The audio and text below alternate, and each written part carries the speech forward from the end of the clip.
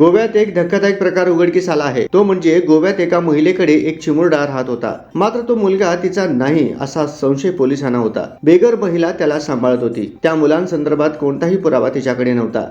त्या चिमुरड्याकडे तपास केल्यावर त्याने आधी तो सोलापुरात राहत असल्याचं सांगितलं। त्यानंतर गोवा पोलिसांनी तपासाची चक्रे फिरवली आणि त्यानंतर हे सगळं प्रकरण बाहेर आलं। ते म्हणजे एका सोलापुरातील महिलेने मुलाला गोव्यात नेऊन विकलं। गोवा पोलिसांनी पुढे काय केलं आपण पाहूया। गोवा पोलिसांचं एक पथक हे सोलापुरात दाखल झालं आणि ती महिलाही घेता दत्तनगर परिसरात ती महिला आढळून आली। सुरुवातीला महिलेची ओळख पटवण्यासाठी गोवा पोलिसांना स्थानिक पोलिसांची मदत घ्यावी लागली। अभिजित वामन या हवालदारामार्फत त्यांनी महिलेचा शोध घेतला आणि त्या महिलेकडे या मुलाची विचारपूस केली। त्या मुलासंदर्भात पुरावे विचारले असता तिच्याकडे कोणताही पुरावे आढळून आला नाही। त्यानंतर तिने धक्कादायक खुलासा केले। पोलीस दारात येताच तो मुलगा नाही अशी माहिती त्या महिलेने दिली। मात्र आता गोवा पोलिसांकडून आता डीएनए चाचणी केली जाणार आहे। महिलेचा काय संबंध आहे हे तपासण्यासाठी आता रक्त नमुने घेण्यात आले आहे। डीएनए अहवाल आल्यावर मुलगा तिचा आहे की नाही हे कळेल। आता पोलीस अहवालाची प्रतीक्षा करत आहेत, त्यानंतर पोलीस कारवाई करतील। मात्र दोन्ही राज्यातील पोलीस यावर लक्ष ठेवून आहेत। हा खूप धक्कादायक प्रकार आहे। लहान मुले विकली जातात की पळवली जातात हा मुद्दा आहे। मात्र या प्रकरणात महिलेचा तपास आता केला जात आहे। कोणत्या कारणावरून तिने थेट गोव्यात मुलाला नेलं याचा तपास आता पोलीस करत आहेत।